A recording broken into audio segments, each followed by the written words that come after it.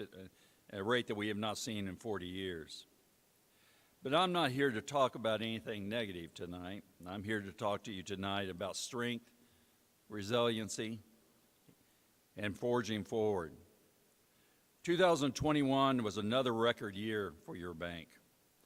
The profitable performance was outstanding, and the balance sheet is a picture of financial strength. Upon examination of the balance sheet, you won't find a category called human resources. But I would argue that this is the strongest, most valuable asset of the bank. Our people oil the gears of this machine, and they are the backbone of this organization. Without good people, we are nothing. I have often said that people don't bank with corporations, they bank with people. And your bank's stellar performance is the best support for that statement. When our people faced tough times, they rose to the challenge. They were innovative and resilient. A major contributing factor to the bank's bottom line was the income received from the Paycheck Protection Program, better known as PPP. Our officers and staff worked long hours, nights and weekends to meet the needs of not only the needs of their customers, but also of the community members. Small businesses and farms that they continue to help that were not being serviced by their own bank. Many banks may play lip service to helping customers, but our people exemplify the Benjamin Franklin statement, quote, that well done is better than well said. You might ask why we would help another bank's customer.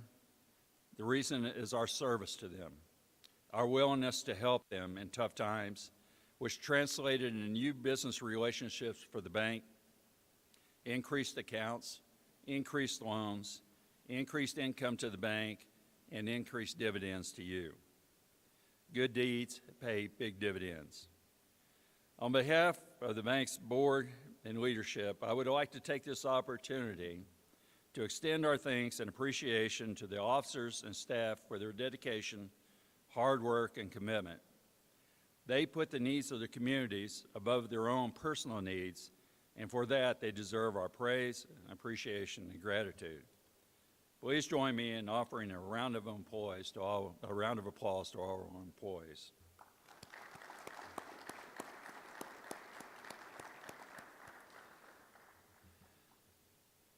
With the return of a level of normalcy, such as it is, you may ask, what now? It is worth noting that during these past 2 years, we did not rest. We did not wait until things got back to normal. We continued to plan and grow and expand and progress. During 2021, we made entry into North Carolina with the opening of the full-service branch in Red Oak and loan production offices in Mount Airy and Livingston. We also added a production office in Delaware, Virginia. We will continue to evaluate other areas of expansion, and we will continue to add both commercial and agricultural officers as well as support staff. We continue to hire and train management associates to provide further depth to our ranks, and we have built a momentum here, and we will keep on and try to keep it going. In closing, I'll leave you with another Franklin quote. I'm into Ben Franklin this week, by the way. Without continual growth and progress, such words as improvement, achievement, and success have no meaning. Your bank has shown its resilience in challenging time, yet your bank staff keeps looking forward to another successful year. Thank you for your continued support. At this point in time, we'll go ahead and call the meeting of the First Bancorp to order, and I will proceed to call for nominations for the election of chairman to serve the meeting. Do I have a nomination? David A. Leonard has been nominated to serve as chairman of the meeting. Are there any other nominations?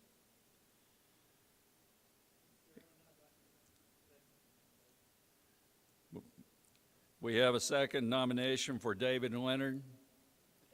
All in favor say aye. Any opposed? David Leonard, please come forward.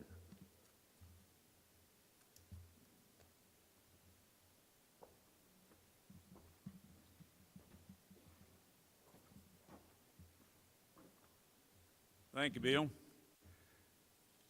Next order of business will be to elect a chairman for the meeting. The floor is now open for nomination for a chairman of the meeting. How about a secretary? That comes next, doesn't it? Floor is open then for a secretary of the meeting. Do I have a nomination for secretary of the meeting?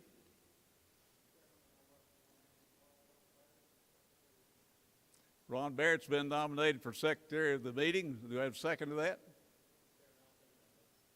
If there are no further nominations, all those in favor of Ronald Barrett being secretary of the meeting, say aye.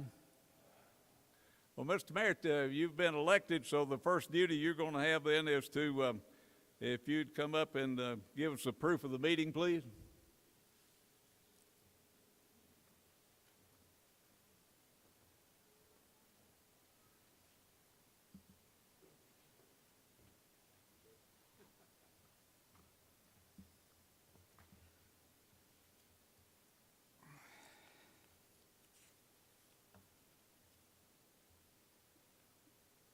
I have here a copy of the notice sent to all stockholders as of March 14th, 2022 to the shareholders of First Bancorp, Inc.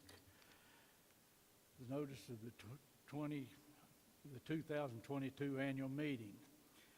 Notice is hereby given that the 2022 annual meeting of shareholders of First Bancorp, Incorporated will be held at the Southwest Virginia Higher Education Center located at 1 Partnership Circle, Abingdon, Virginia, 24210, and via live stream at 6 p.m. on Monday, April 18th, 2022. Please visit www.firstbank.com to view the live stream. The purpose of the meeting is to consider and act upon proposals to, number 1, to elect 3 Class B directors to serve until the annual meeting of shareholders in 2025, and 2 Class C directors to serve until the annual meeting of shareholders in 2023, and to transact such other business as may properly come before the meeting. Only those shareholders of record as of the close of business on March 14th, 2022 shall be entitled to vote on matters presented at the meeting or any adjournments thereof. To assure that your shares are represented at the annual meeting, even if you plan to attend, please complete, sign, and date the enclosed proxy and return it promptly in the enclosed self-addressed prepaid postage envelope.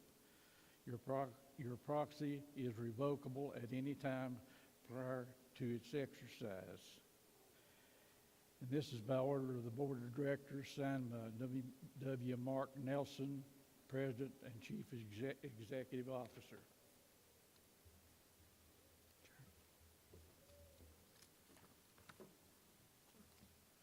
You've heard the notice of the proof of the meeting. Do we have a motion that we approve the proof of the meeting? Do we have a second to that motion? And a second to the motion. All in favor of approving the proof of the meeting, say aye. Those opposed? Now, Mr. Baird, while you're up here, we're going to give you a longer assignment. If you'd read to us the minutes of the last meeting, please.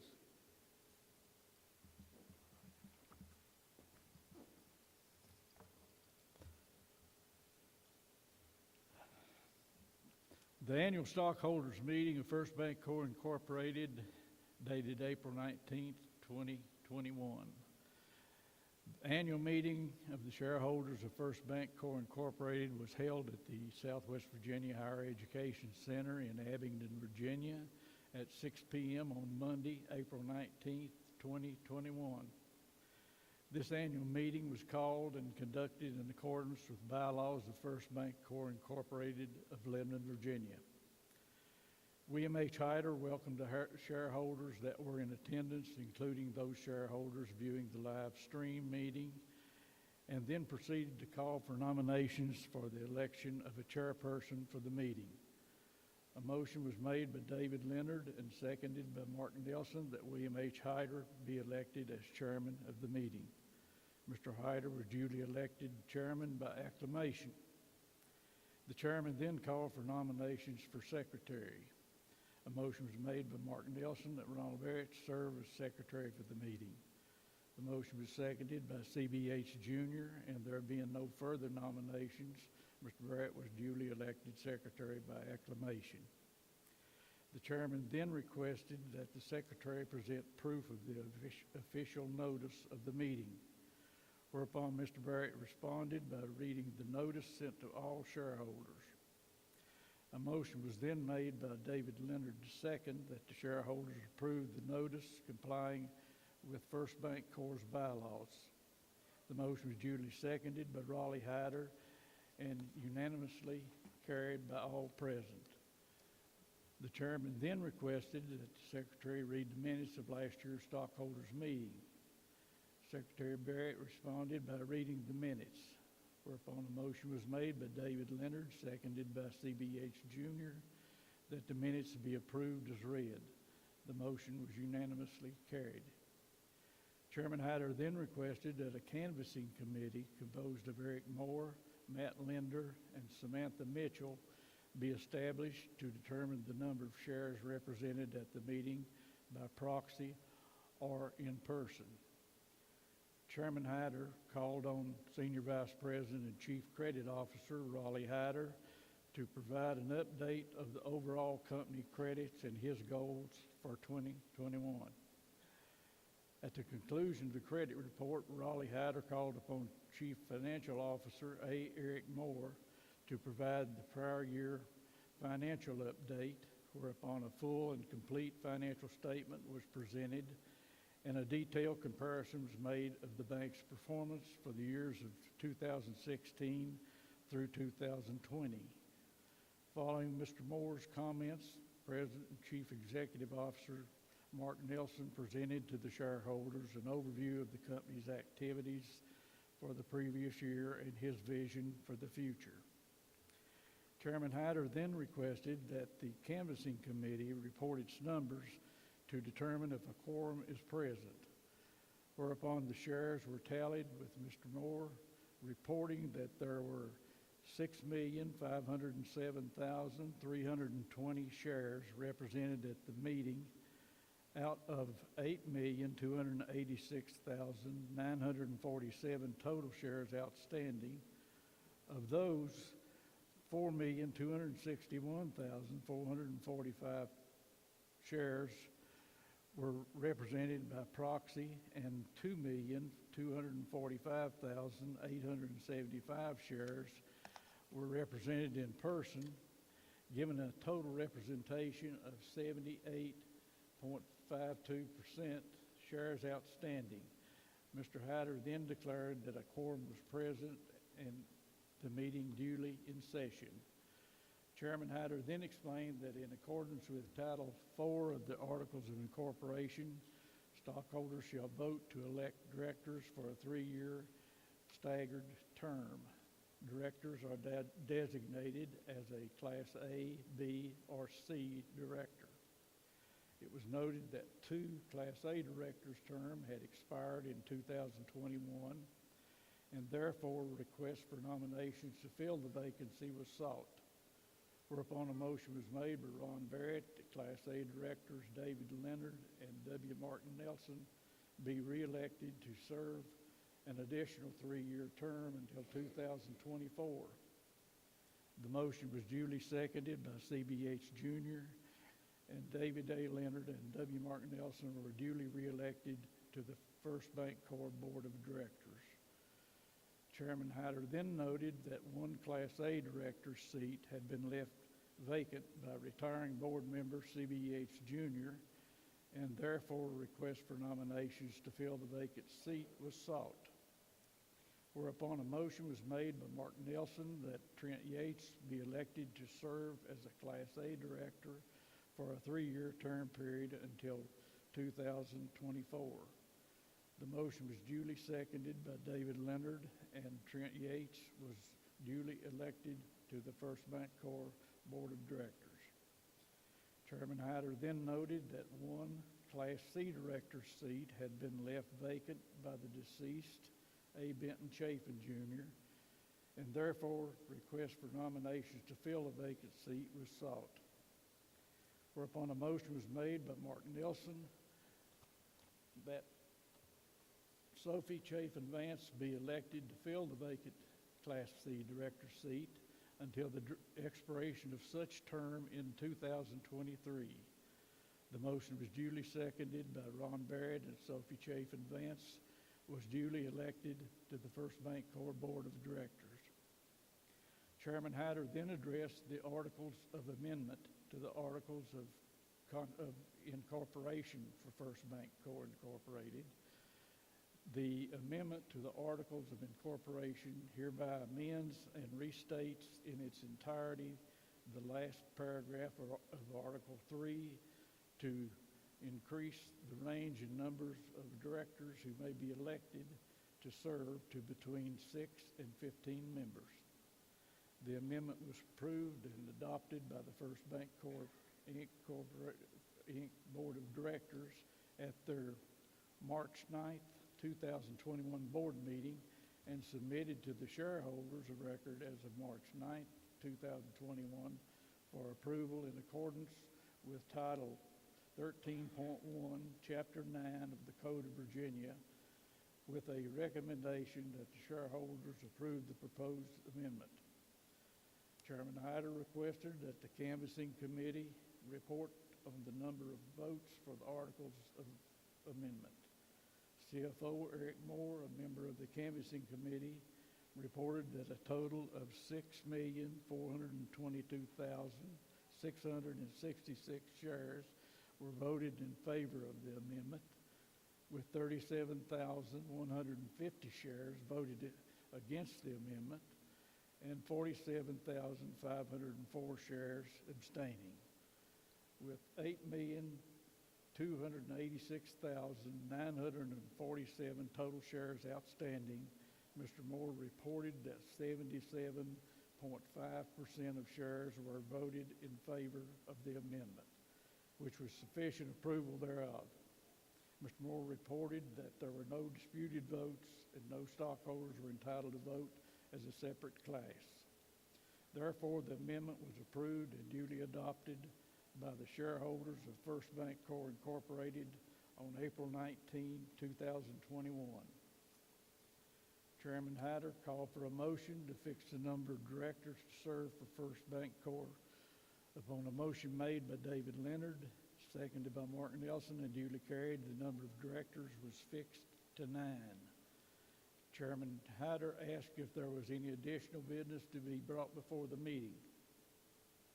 Ron Barrett responded by making a motion that the acts of directors and officers be approved for the past year.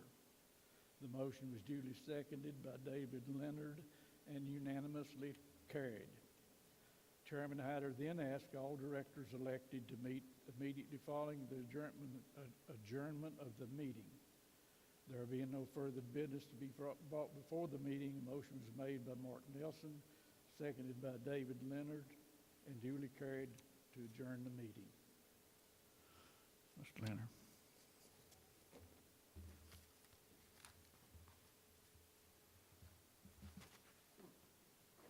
Thank you, Ron. You've heard the minutes of the last meeting. They have a motion that those minutes be approved.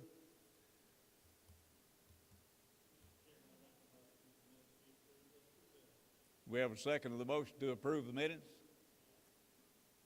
I have a motion and a second that we approve the minutes. All those in favor say aye. Now I'd like to appoint a canvassing committee to count all the votes that have been sent in by proxy, et cetera, to see if we have a quorum to operate the meeting. Eric Moore, if you and Monica Anderson and Samantha Mitchell will count those and come back and give us a report, I'd appreciate that. While they're doing that, it's my pleasure to welcome you to your stockholders meeting of the First Bancorp Incorporated. I'd like to start that out by saying a big thank you to Bill Hyder for the leadership he gave us for 40 years in establishing this bank to be the best in Virginia. And then I'd also like to thank Mark Nelson for taking over the reins. He was CFO for maybe 17 years or so he got to know all the ropes in the bank, and he's had that reign now for 2 years and doing a great job, which we all appreciate.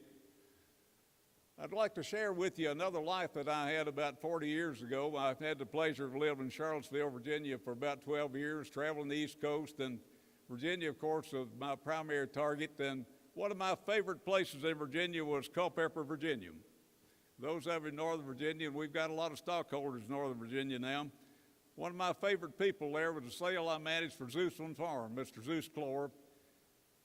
So the last time I got to see him, he was kind of a second daddy to me, and went by the nursing home, picked him up in his house coat and pajamas, and his wife Wendy said to us before we left, no alcohol, boys.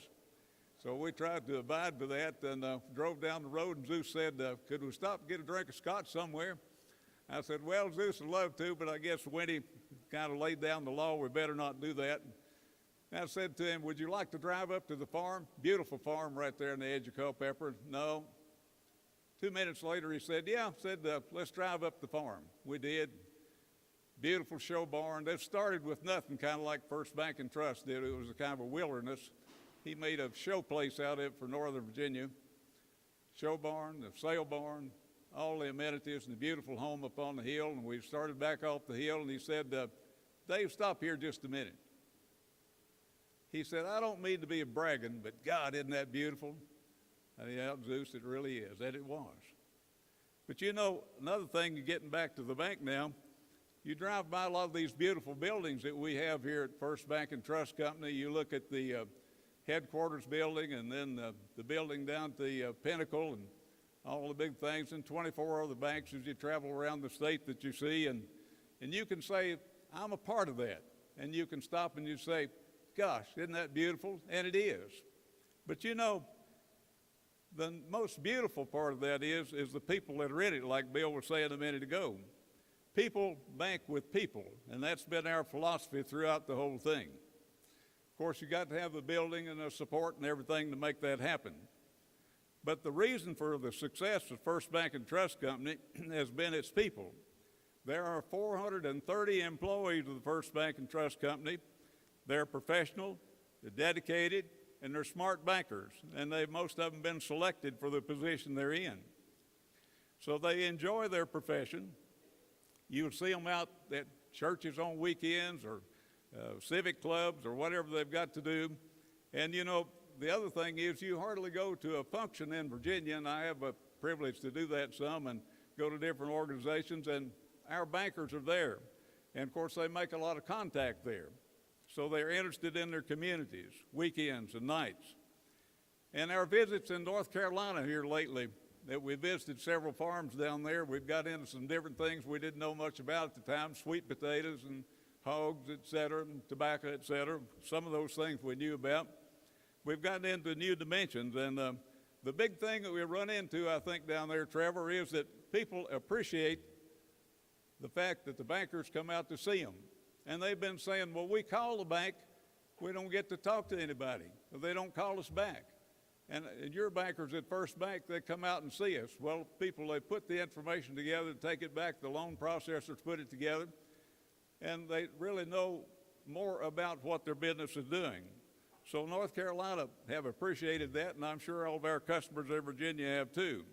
But I'll tell you another thing too, you know, there have been a lot of banks. There were like, 100 and some banks in Virginia not long ago.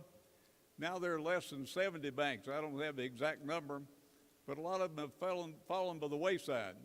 And the reason they've fallen by the wayside because they hadn't had successes in management.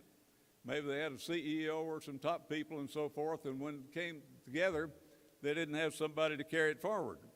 So we've tried to concentrate on succession and planning in our strategic planning meetings, et cetera. So all positions, I think we have that covered. We have succession. Even on the board a few years ago, we decided if we're going to carry this thing forward, we've got to have young people coming on the board. I'll tell you another reason I think that we've been successful too is troubled loans.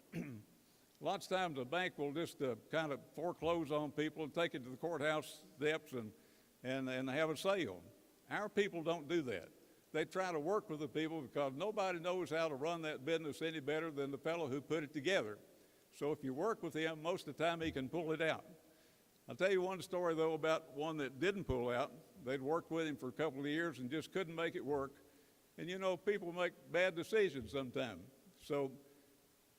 And sometimes the worm turns against them too, not of their own. So in trying to work with this guy, and they were having the sale of the farm and all the equipment and everything, as the auctioneer got on the stand, the fellow said, "Hold just a minute." He wanted to get on the stand and make a talk before they got started. And he said, "I just wanted to say, First Bank and Trust Company has done everything they could to try to save this business, and I appreciate what they've done for me." Now, when you're in that position, it takes a big man to stand up and say that. So our future, I think, is staying the course, and the big thing, I think, is staying independent. For the stockholders, the employees, and the customers, we get a lot of good people out of mergers. They're merged, and of course, bank officers, the good ones, they don't like to see a merger come along because management changes.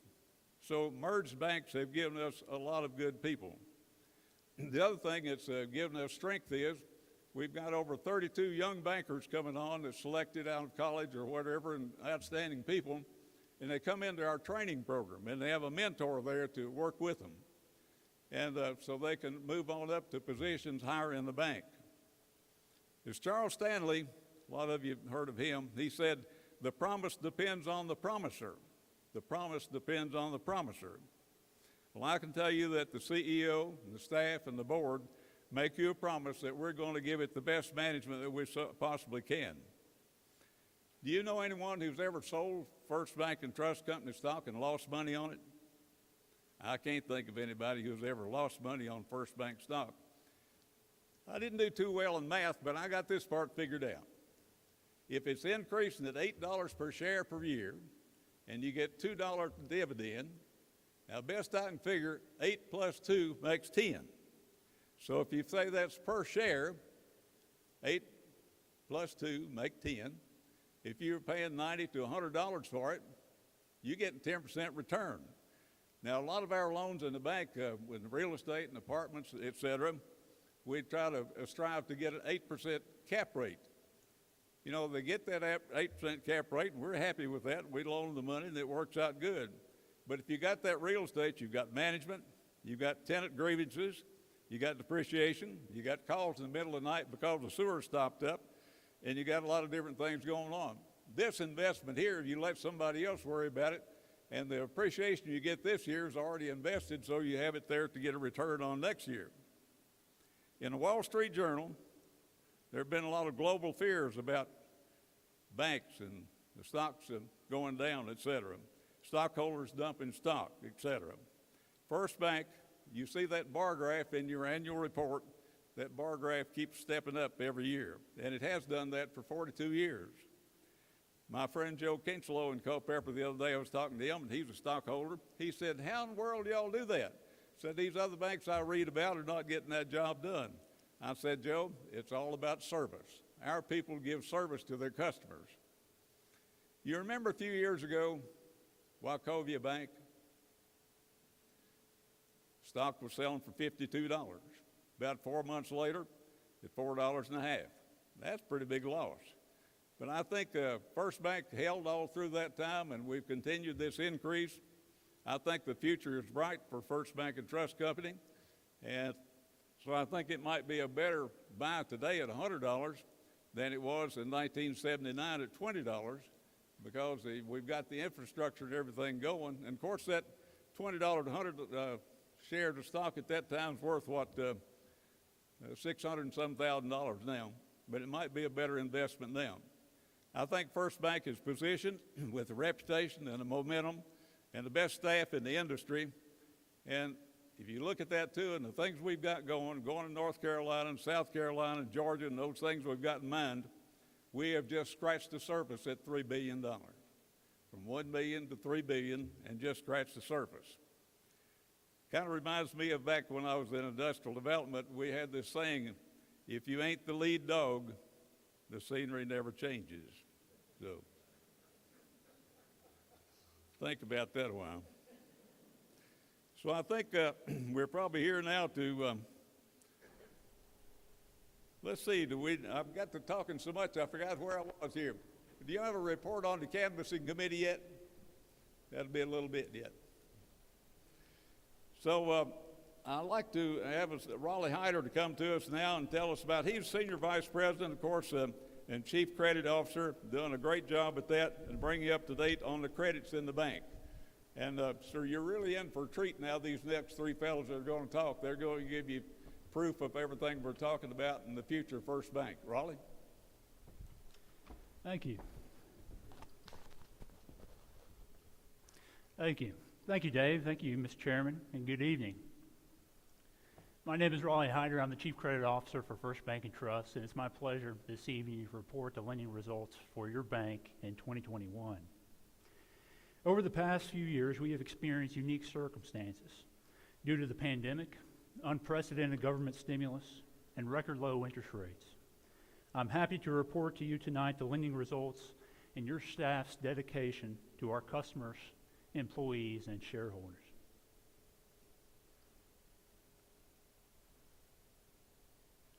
Well, if this thing would change.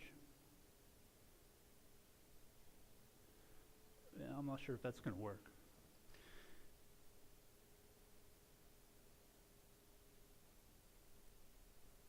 Anyway, we'll go on without that. But during 2021, our loans outstanding, there you go, our loans outstanding surpassed the $2 billion mark, ending the year at $2.1 billion, with loans growing more than 50% over the past 5 years. We experienced a large increase in loans from 2019 to 2020 as a result of the Paycheck Protection Program, but we were able to replace those loans with higher earning assets to offset their forgiveness by the federal government. Loan demand was strong in 2021 as new and existing customers decided to pursue new and exciting projects that were otherwise put on hold during the pandemic. In order to reach over $2 billion in loans, we had an initial loan goal in 2021 of growing net loans by $165 million. I'm happy to say we more than surpassed that goal by growing net loans $191 million during that time, when accounting for $49 million in PPP forgiveness. Commercial and agricultural loans continue to be a major driver of growth. However, I would regret not to mention our mortgage division and their hard work in meeting demands of our clients looking to make a home change this past year. As of the end of the year, we had $667 million in secondary market mortgage loans that are held off balance sheet that we retain all of the servicing for in order to provide the highest level of customer service. What is most surprising, and something that is an advantage in a rising rate environment, is the ability for our bank to generate new business. This graph shows the amount of new loans closed and unfunded commitments in 2021 alone, totaling more than $1.1 billion, excluding the secondary market mortgage program, and on-balance sheet loans total almost $1 billion. As you can see, commercial loans were by far the primary driver of closings.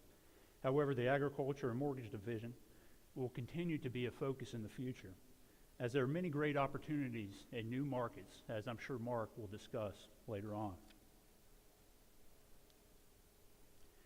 As I mentioned before, the pandemic has had a major impact on our economy, especially in those service sectors that relied heavily on travelers and shoppers. However, within our loan portfolio, the majority of our hotel investments are along heavily traveled corridors rather than destination-type properties, which saw less of a negative impact. In addition, we provided creative financing solutions in addition to PPP to help bridge the gap during mandated shutdowns, which ensured continual cash flow rather than straight-out payment deferment. Shutdowns created logistical and supply issues. An unprecedented government stimulus created high levels of inflation, pushing interest rates higher.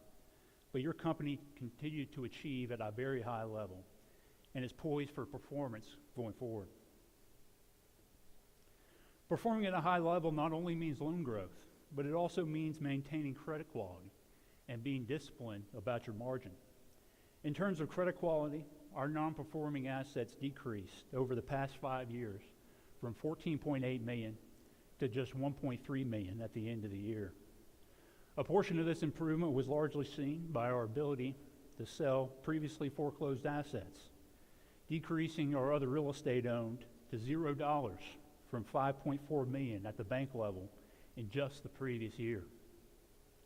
And I can tell you that sure makes a credit officer happy, being able to sell these OREO properties at a reasonable price rather than liquidating them at a discount. As our capital position improved to almost $300 million, our credit quality improved, having a net positive impact on our Texas ratio. You can see the Texas ratio on this chart is a function of our non-performing assets divided by Tier 1 equity plus reserve. Our Texas ratio decreased by 94% in the past 5 years to just 46 basis points at the end of the year. That compares very favorably to that of the national average of 470 basis points.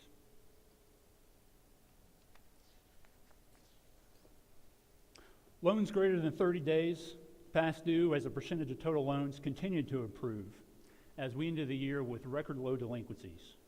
Year over year, we reduced past dues from 74 basis points to just 51 basis points. This is a function of our highly capable credit analysts and underwriting staff and our lender credit and decision making. While the next couple of years are unknown, we will continue to keep focusing on this number to keep it as low as possible, so less time can be spent on collecting and more time can be spent on developing new relationships. In terms of the loan loss reserve, we continued to bolster reserve in 2021, increasing its balance by almost $4 million to $28.9 million. We had very minimal charge-offs during that time period. Net charge-offs for loans were only $127,000, $112,000. Net charge-offs for deposit accounts were only $127,000. I mean, that is excellent considering our loan portfolio of over $2 billion. With the reserve as a percentage of total loans at 1.42%, we believe this level can cover potential losses in even the most extreme of economic scenarios without having a material impact on capital and earnings. Lastly, I want to touch on our goals for 2022. While we can talk about the successes we've had all night last year, what really matters is being successful going forward. We will remain disciplined in terms of our credit decision making by not swimming too far from shore and not making investments we do not understand.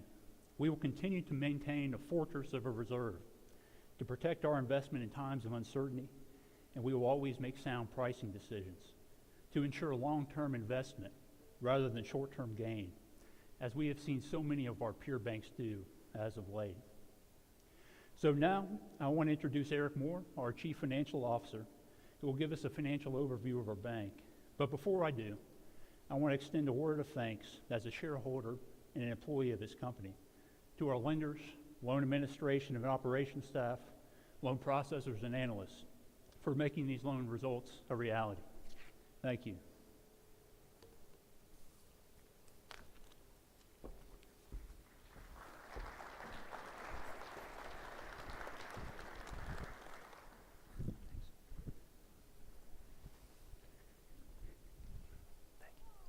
Thank you very much, Raleigh. My name is Eric Moore, and I'm the Chief Financial Officer for First Bank and Trust.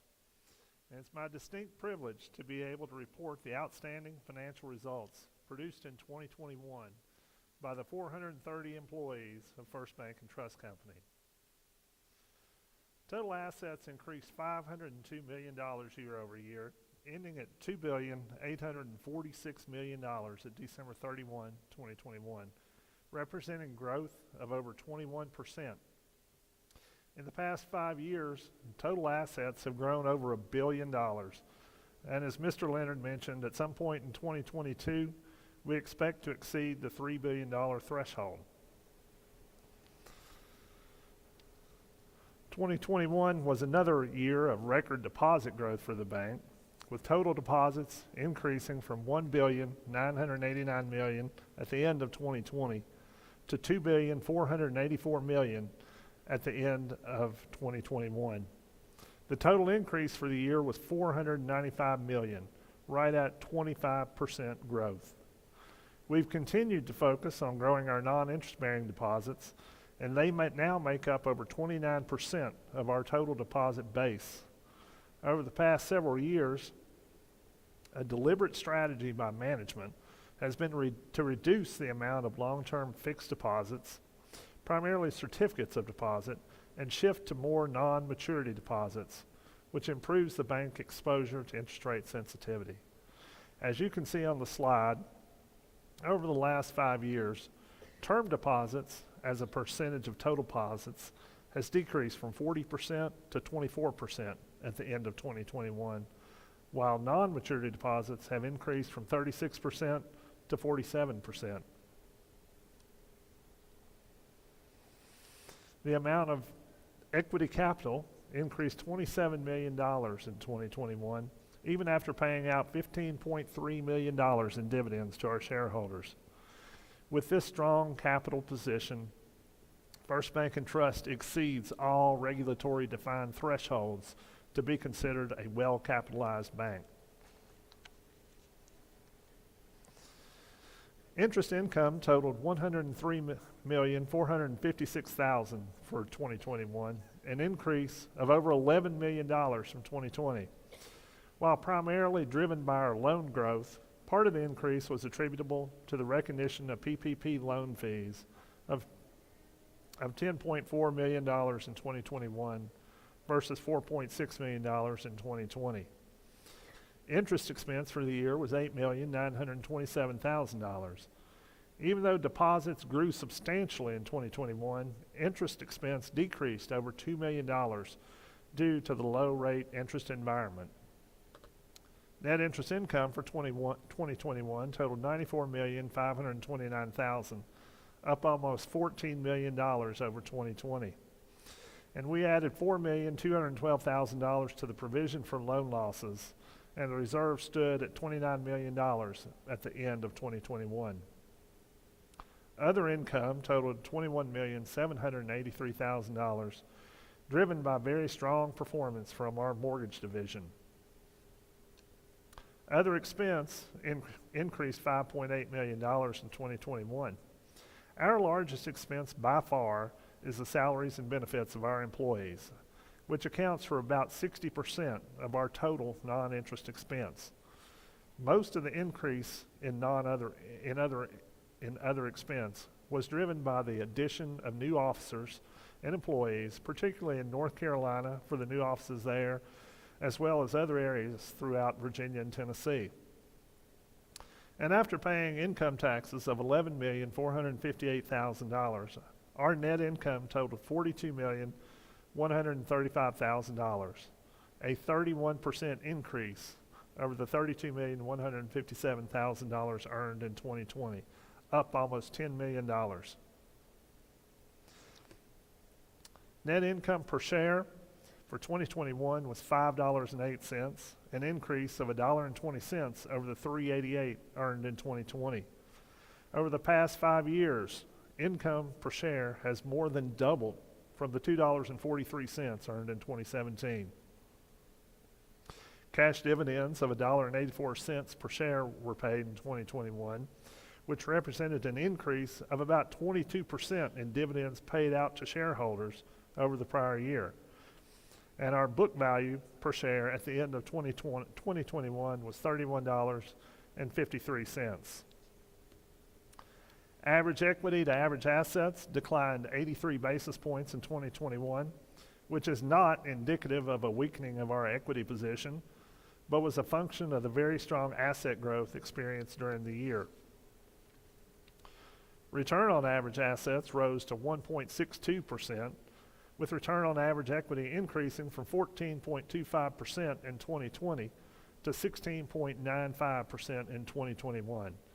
And cash dividends declared as a percentage of net income totaled 36.21%. The efficiency ratio is a standard for banks to measure how much expense it takes to generate each dollar of income. The lower the efficiency ratio, the better it is. As you can see, the industry average for community banks has run in the low to mid 60s range over the last 5 years.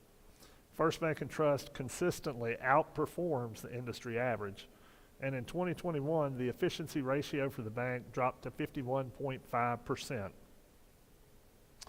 With inflation and supply line pressures impacting everyone, including the bank, this will be a challenge to maintain our low efficiency ratio.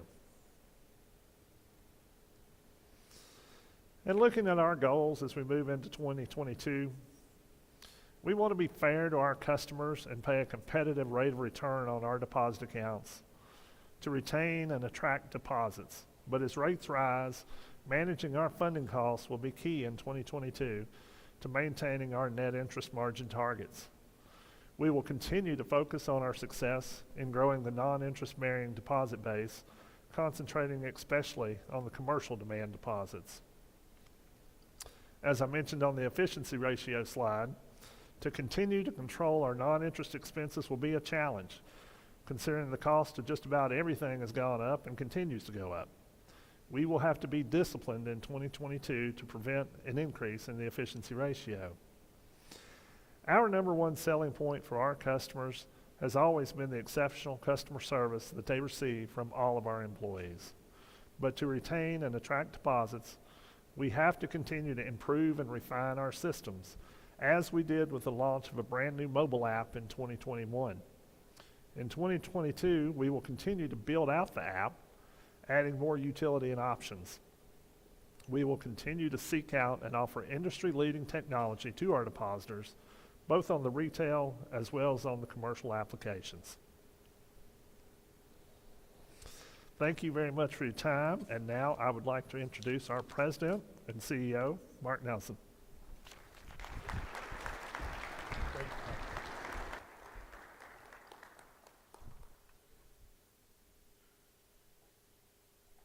My name is Mark Nelson. I'm humbled and honored to be your company's president and CEO.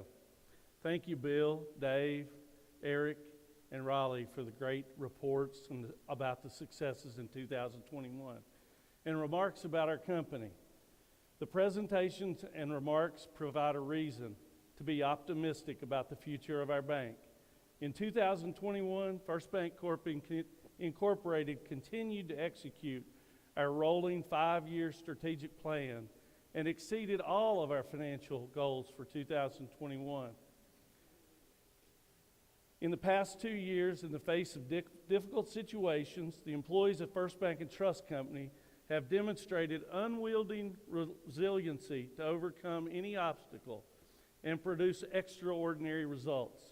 No matter what future tests lie ahead, I am confident that our employees are prepared for any challenge that comes their way.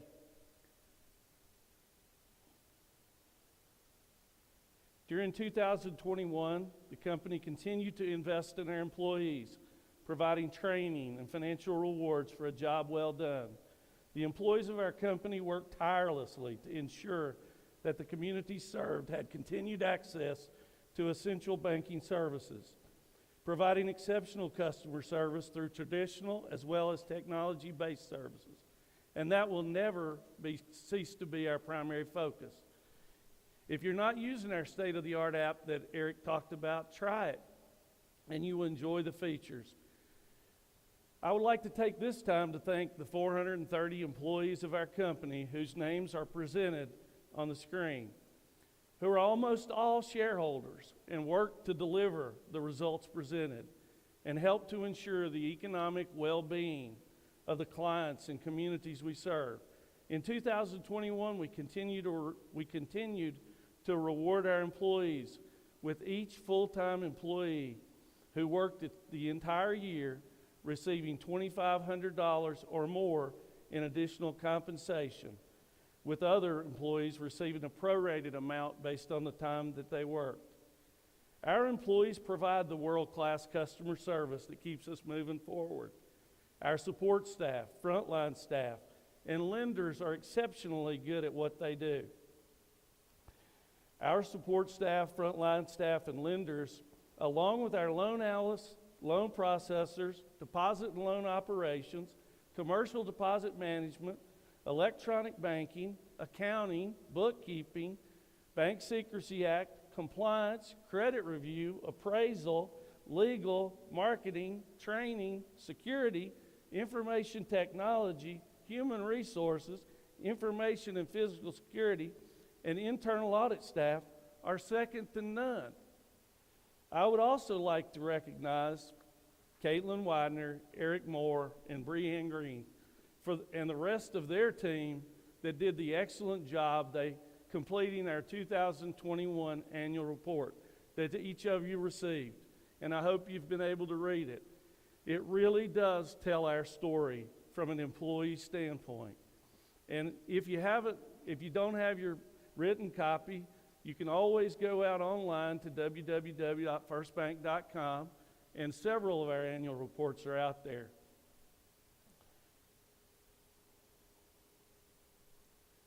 Bill talked a little bit about our strategic expansion and headquartered in Southwest Virginia and ranked as the top community bank in both Virginia and Tennessee by Financial Management Consulting Group, and the #1 agriculture bank in Virginia. We're committed to serve the communities for generations to come. While other banks leave, sell out, or merge, we remain committed to hiring and training bankers, profitable growth, and our overall expansion vision that will create opportunity. It is important to note that we have 42 bankers under the age of 35 in our Young Bankers Group, and continue our management associate and intern programs along with Bank Day. That's why we continue to invest in the communities we serve and identify and enter into new markets to deliver our banking services, to include personal and commercial deposit services, wealth management, commercial loans, mortgage loans, and our niche product, agricultural lending, which makes up approximately 28% of our $2.1 billion in outstanding loans. In 2021, new offices were added to provide for additional growth opportunities in existing markets and our newest region, North Carolina.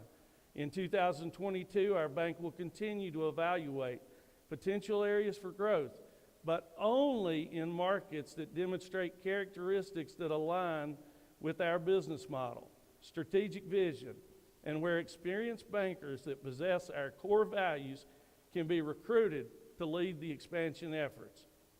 Continued expansion in Virginia, Tennessee, North Carolina will be a priority, along with continuing to grow profitably in surrounding areas that may include upstate South Carolina area and the agriculturally rich regions of North Georgia. I would also be remiss not to provide the information about, over the past 3 years, the growth in our 4 regions and our 3 divisions. And in no particular order, I'm going to start off with the Tri-Cities region. The Tri-Cities region, with 63 employees, 6 branches, and 1 loan production office, continued to serve our communities well in 2021. The 3-year growth in loans totaled $78.9 million, with deposits growing a total of $173.9 million. This region will continue to provide opportunity for growth with $525 million in deposits and $307.9 million in loans under the leadership of Hugh Ferguson and his dedicated team of professional bankers. Southwest Virginia. The Southwest Virginia region, with 56 employees and 6 branches, continues to meet the needs of our customers as our largest deposit region. The 3-year growth in loans totals $106.5 million. Who said you couldn't grow in Southwest Virginia? With deposit growth totaling $287.9 million.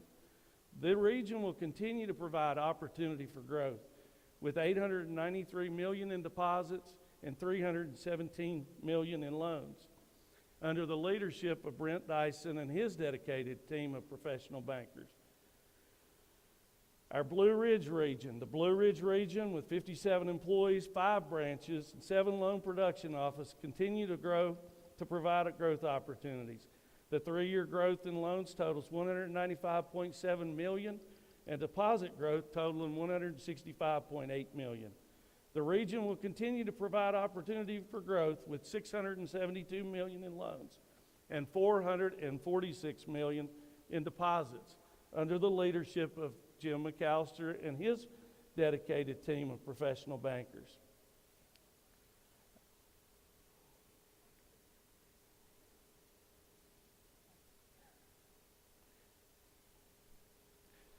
The Shenandoah Valley region, with 56 employees, 7 branches, 1 loan production office, continues to provide growth opportunities.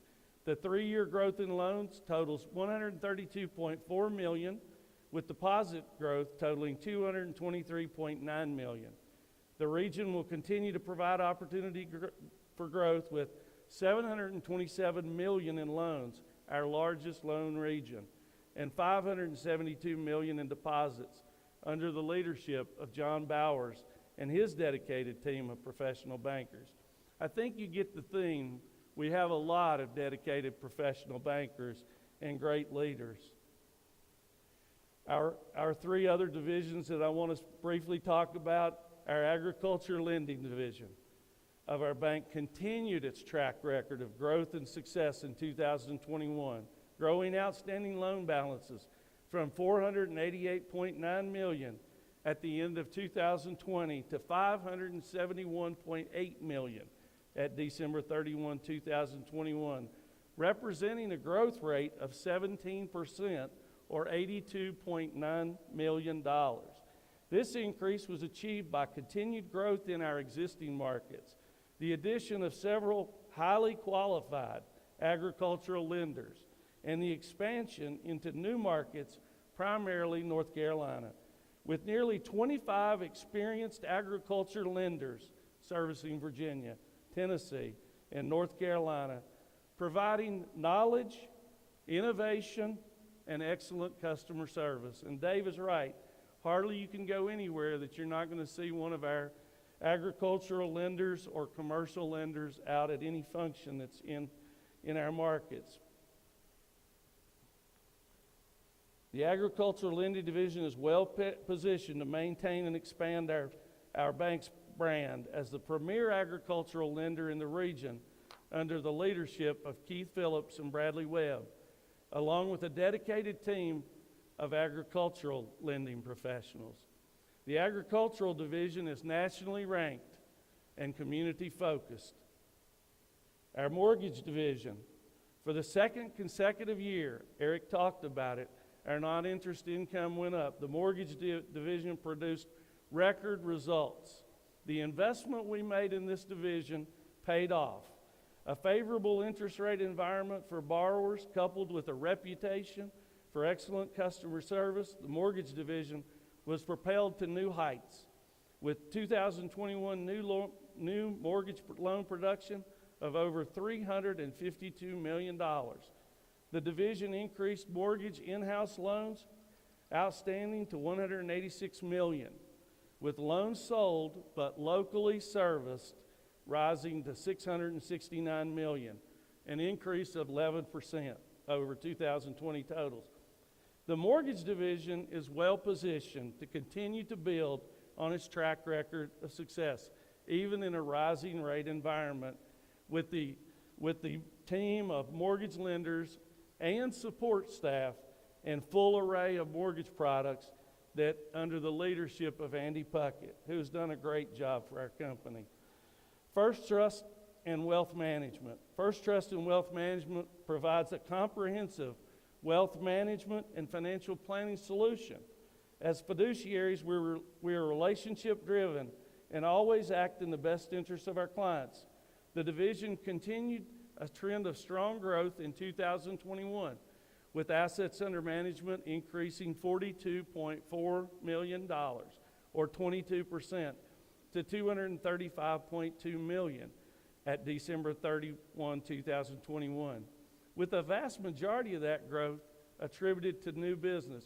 But that doesn't really tell the whole story about it, First Trust and Wealth Management, because we also have about $82 million that's non-managed on the trust side, and over $100 million that's been originated through our brokerage division that are not included in that number of $235.2 million. Total revenues from the division increased 42% from the prior year, with $1.2 million in 2020 to $1.7 million in 2021. In 2022, the First Trust and Wealth Management Division will continue to proactively deliver advice and ideas to our clients with a focus on long-term relationships and exceptional customer experiences. The division will continue to provide the world-class service under the leadership of Scott Arnett and the excellent staff members that he has.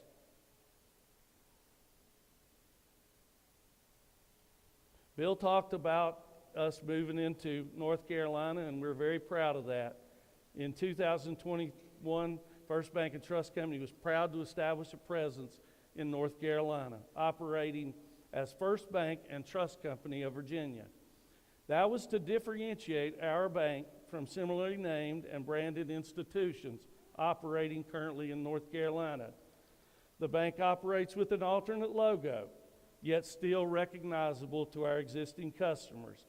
We can do anything in North Carolina that we can do in Virginia or Tennessee. We just had to use a different logo and a little alteration to our name. In 2021, the bank opened our first full-service office in Red Oak, North Carolina. It's a great story of how we got to Red Oak, but it's an even better story about what Red Oak has done for our company. Additional loan production offices were established in Mount Airy and Lillington, North Carolina. From these three offices, the bank is poised to capitalize on agricultural, commercial, and mortgage opportunities within the state.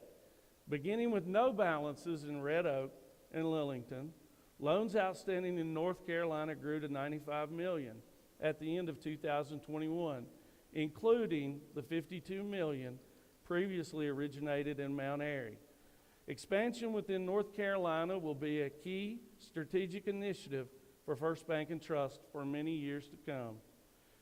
North Carolina presents a great opportunity because of the lack of numbers in the community bank space. Mount Airy, North Carolina. Mount Airy served as the foundation and is part of our Blue Ridge region for the bank's strategic expansion into North Carolina. Sharing the border with Virginia and less than 50 miles from our office in Wytheville, Virginia, Surrey County was a natural extension for the bank, providing additional opportunities for commercial and agricultural lending. The bank has more than $52 million loaned in the Mount Airy market and has had a presence in the market since hiring a native agricultural lender, Everett Johnson, in 2007. Everett made the trip over the mountain every day from Mount Airy to Wytheville to serve our customers from the Wytheville office.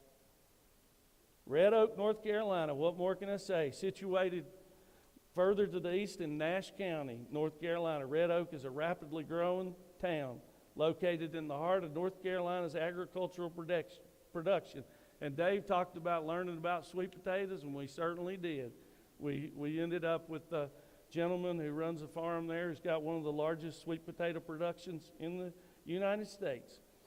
The full-service branch opened in November 2021, led by two experienced lenders, leveraging the bank's agricultural and lending expertise in a new market area. The bank has loaned more than $20 million in the Red Oak market, with over $6 million in deposits being garnered in the initial 5 months of operation. Thank you to the Red Oak staff. Lillington, North Carolina. The Lillington, North Carolina Loan Production Office opened in January 2022. Lillington is located in Harnett County, North Carolina, between the cities of Raleigh and Fayetteville. The Lillington market demonstrates the characteristics that align with the bank's business model and strategic vision. The Lillington office is poised to capitalize on our loan growth, primarily in agricultural loans. Since the opening in January, the bank has loaned more than $23 million in the Lillington market. Thank you to the Lillington staff. The Hanover full-service office opened in January 2021 and is located on the northern edge of the Richmond metro area. A loan production office was established in Hanover in 2015 and subsequently developed a substantial portfolio of commercial, agricultural, and mortgage loans. With the conversion to a full-service office, those credit customers now have access to our full-service branch and our technology-based products. The Hanover office has grown to $76 million in loans and $14 million in deposits since opening the full-service office. Thank you, Hanover branch staff. Daleville, Virginia. The Daleville, Virginia loan production office opened in May 2021, is located just northwest of Roanoke. This loan production office complements the existing Roanoke loan production office, offering mortgage, commercial, and agricultural loans, while positioning the bank in a rapidly growing area of Botetourt County. The bank has loaned over $10 million in the Daleville market and $86 million in the Roanoke loan production office. Thank you, Daleville and Roanoke staff. Bristol, Tennessee. The existing West State Street office in Bristol, Virginia was relocated to the new Pinnacle office in June of 2021. This strategic location is poised to create opportunities for growth in one of the fastest developing areas in the Tri-Cities. The Pinnacle office also houses the mortgage division of our bank that has been so successful, along with the Senior Vice President, Hugh Ferguson, and his staff. And they all have relocated to the Pinnacle office. So we're real proud of that opportunity, and the marketing that that building will give us is what we were looking for out of that location. Moving on to 2022, plans for 2022 include relocating our existing operations center that's across from Virginia Highlands Airport to the former Rite Aid building, which we previously used to house the West Abingdon branch, while our new branch and corporate center were under construction. The employees who work at our current operations center look forward to more dynamic workspaces, allowing for increased collaboration and technological efficiencies. This relocation was made possible by our willingness to embrace and utilize alternative work locations for our support staff. Dave talked about our stock and our bank. First Bank Corp is a closely held institution. And what that means is we have less than 2,000 shareholders, which means that we don't have to do all of the reporting that a lot of other banks and others do with that provides opportunity for us. We still do the call report and other things, but it really gives us a leg up by not having to worry about outside shareholders and other things on a quarterly basis and doing all of the regulatory reporting required. And it means that our shareholders are our customers and neighbors. That's who owns First Bank Corp. Incorporated. And that's unlike many banks where the stock's controlled by institutional investors or hedge funds with no connection or loyalty. Our shareholders have a vested interest in the success of the bank and are the customers of our bank. In 1979, if you're so fortunate to have a $1,000 investment in First Bank Corp. Inc., and I know there's some individuals sitting in this room tonight that did. They purchased 50 shares of stock for $1,000. That's equivalent to 6,400 shares today with the 7 stock splits, and each share equates to 128 shares, which is equivalent to $608,000 based on the last known trade, and that was on April the 6th, 36 shares at $95. And you can see the other 2 trades that occurred in March at 1,550 shares at $90 a share and 90 shares at $91 a share. This time last year, the stock was trading at $77 per share, which represents a 23% increase. And as Dave said, that's in addition to the $1.84 that was paid out in dividends. As you're aware, a company stock's privately held among owners. The price that stock transfers between owners is negotiated independently, and the bank does not make a market in the stock. The bank does keep a list of potential purchasers and provides the names to sellers that contact the bank, along with the courtesy of providing the last 3 trades that the bank is aware of. Dividends per share. Shareholders continued to be rewarded in 2021 with a 22.7% growth in dividends year over year, including a bonus dividend paid in July. There's been an 81% increase in stock appreciation over the last 5 years and a 60% increase in dividends paid over the last 5 years. The dividends paid to date in 2022 totaled 96 cents per share, or $7.9 million. We are on target to meet or exceed our targeted dividend goal of $2 per share for 2022. But enough about 21. We can't do anything about it. Raleigh was right. If you stay in the past, you never go to the future. So I would like to talk just briefly about our March 31, 2022 financial update. And as you will see, our total assets have grown $357 million year over year, or 14.19%. Our total deposits have grown $359 million, or 16.7% year over year. Our total loans have grown $124.5 million, or 6.14% year over year. Our total shareholders' equity has increased $23.5 million, or 9.85%. And most of all, our profits have increased $2.2 million, or 22.23%, comparing year over year. So we've got a great start to 2022, and our 2022 goals were aggressive.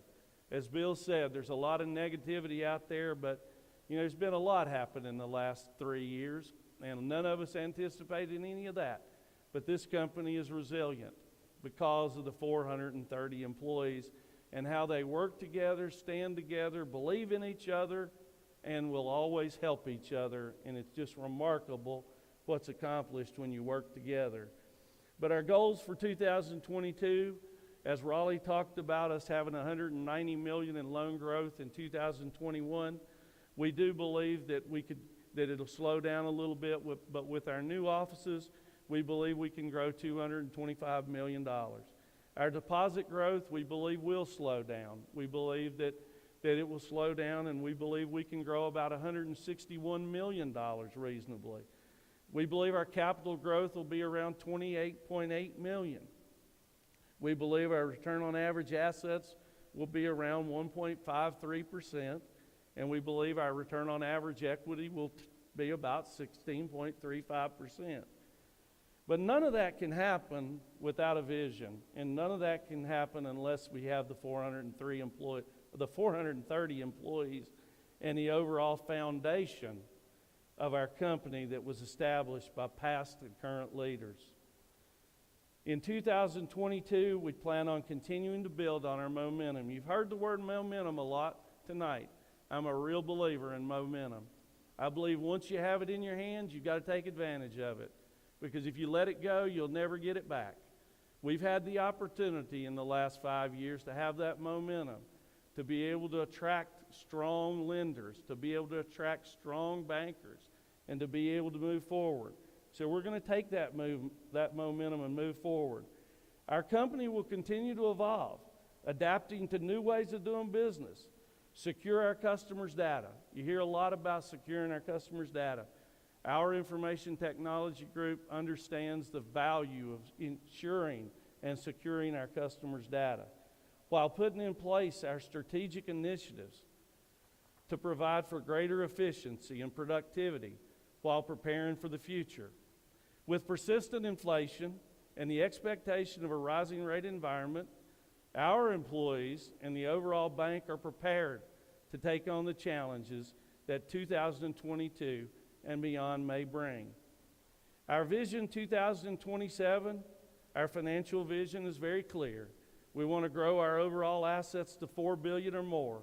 We want to grow our net income to $63.9 million or more. We want to grow our dividends per share to $3.05 or more. We want to grow our earnings per share to $7.69 sense. But we can do none of that if we don't have an overall vision. And that overall vision goes back to a common theme tonight, our employees. We've got to continue to retain, we've got to recruit, and we've got to train highly respected bankers. But one thing that we can never give away are our core values. No matter what we do or where we go, we're going to take those values. They've been with us since the beginning, and that is high quality customer service. That's what we sell. We're not the cheapest, never going to be. But we're going to motivate our employees by treating them fairly and hoping that they build the relationships with each other that I've had the opportunity to build with the individuals that the time that I've been at this bank. And I hope that the younger individuals and the older will continue to build bonds that they can work together, play together, and enjoy things. And I know that that's happening out there. One thing we're never going to be ashamed of is making a profit, because that's what's going to keep us in existence. We talk a lot about staying independent. The only way that we can stay independent is to be able to outrun the people that want to buy you. And that's by making a profit, paying dividends, and continuing to do the right thing in the communities that we're in. And we're going to try our best to always, unequivocally, be honest with our customers. Are we going to be perfect? Absolutely not. Are we going to make mistakes? Absolutely. Are we going to own them? Absolutely. Are we going to do our best to correct them? Absolutely. But sometimes, even in the best case scenario, you can't do anything to solve something that's been created. But we're going to do everything we can, and we're going to be honest and look people in the eyes and say, we made the mistake, now we're going to take care of it. We're going to own it. And most of all, and anybody that knows me probably knows I like to laugh too much, I like to cry too much, and I really love to work. So, somewhere in there, enjoyment comes for everybody that we have. And I love to see our people come to work smiling. I love to see them enjoy what they do. And it is work, but you can find ways to enjoy what you do. You can find ways to enjoy the people you're around. And every day is going to be something that, if you choose to, you will make a difference somewhere in your day if you want to. But the mission of our company remains focused on building shareholder value, management's execution of the strategic vision provided by our board of directors will continue our history of working to provide positive earnings, providing capital growth, and overall financial strength for our shareholders, employees, clients, and communities served. We will continue to accomplish our goals by evolving to meet market demands, maintaining state-of-the-art technology, providing world-class customer service, serving our communities, rewarding and developing our employees while maintaining our core values and culture. And again, without our 430 employees, we can do nothing. Lastly, I want to thank the board of directors of our company, both current and prior, that built the foundation that has been utilized to continuously exceed our overall vision. I would also like to thank our loyal shareholders who have continued to support our vision of profitable growth, sustained independence, with faith in our strategic initiatives. The story of our bank is really extraordinary. Some days I think I'm living a dream, and I don't want to ever wake up from it.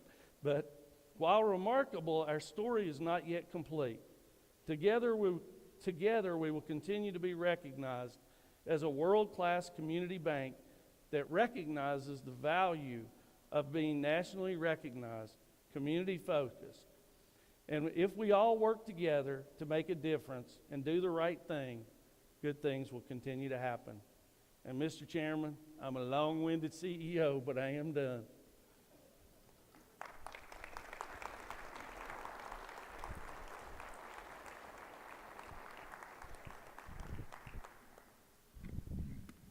I've often been amazed in talking to Mark, how can you put so much knowledge in a little head like that? But he gets it done.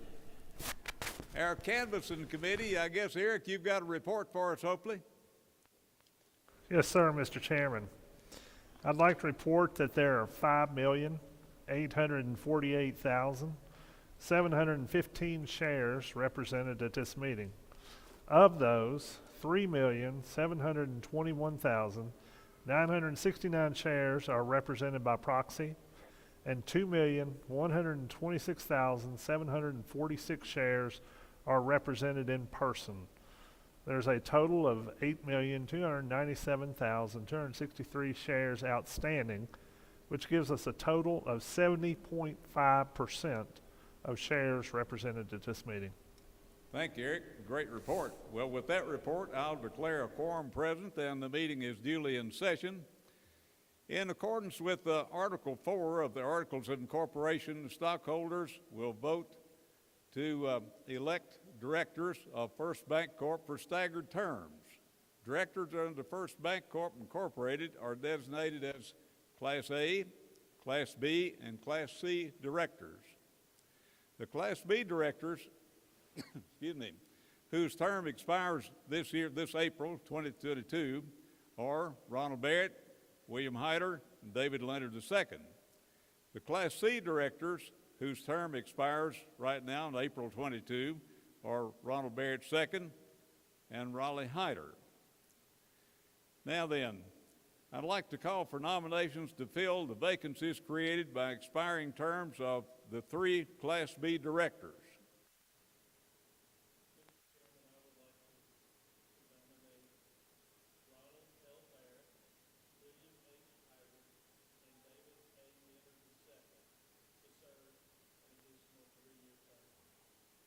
We have a second to that motion? Thank you. Have a motion and a second to elect those 3 Class B directors. All in favor say aye. If you're opposed, say no. Now then, we need to have nominations to fill the vacancies created by the terms of 2 directors. That'd be C directors. And do I have a nomination for those 2 directors?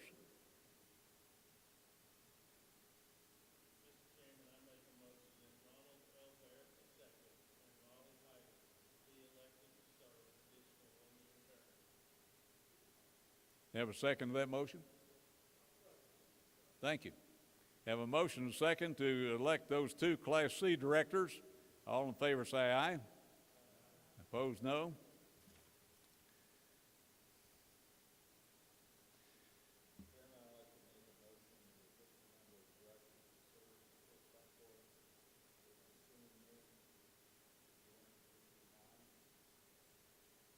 Mr. Hyder makes a motion that we fix the number of directors for the ensuing year to be 9. Do I have a second to that motion?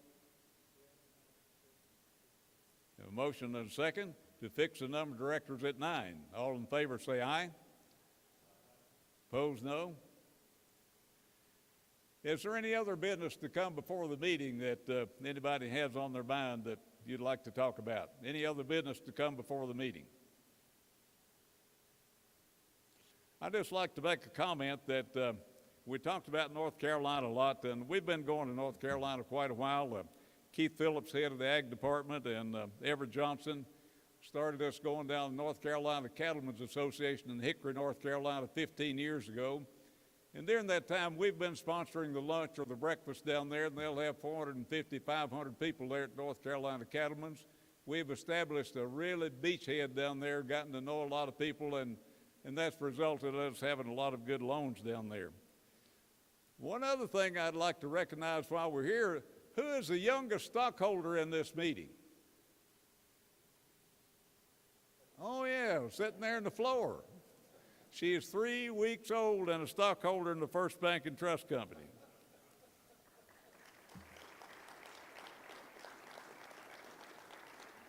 I'd like to be around when she graduates from college or has her first 4 or 5 children or something like that. So.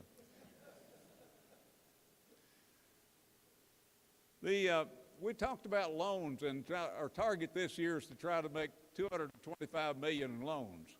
You know, you think about $225 million in loans, and that's a lot of loans, but you've got the other side of that too. There are a lot of payoffs that come along. So Mark, I guess to make $225 million in loans, we've got to make about $600 million in loans to gain $225 million.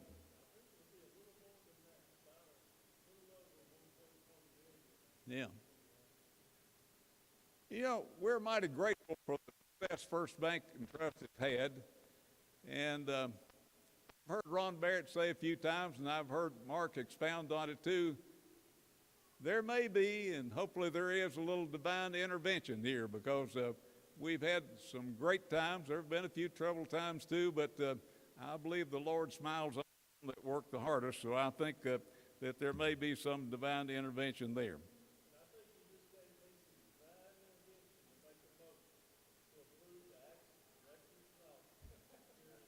I believe he's trying to jump the thing here. He's trying to get me to be quiet. Anytime I get a hold of a microphone, Mark gets kind of nervous. So.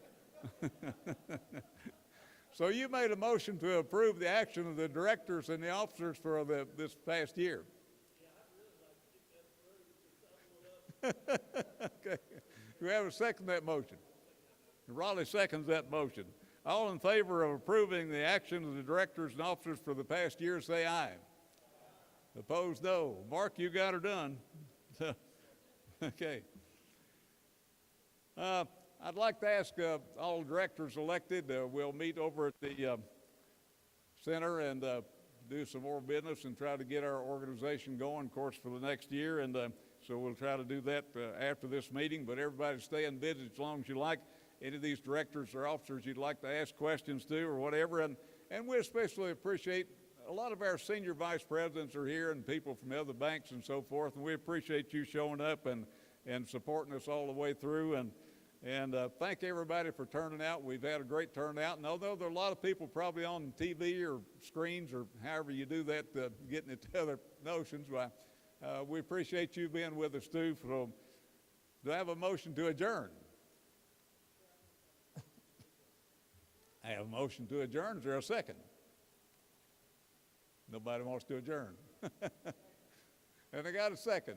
Well, all those in favor of adjourning say aye, and thank you very much for coming, and we'll look forward to bringing you back a great report again next year. Thank you.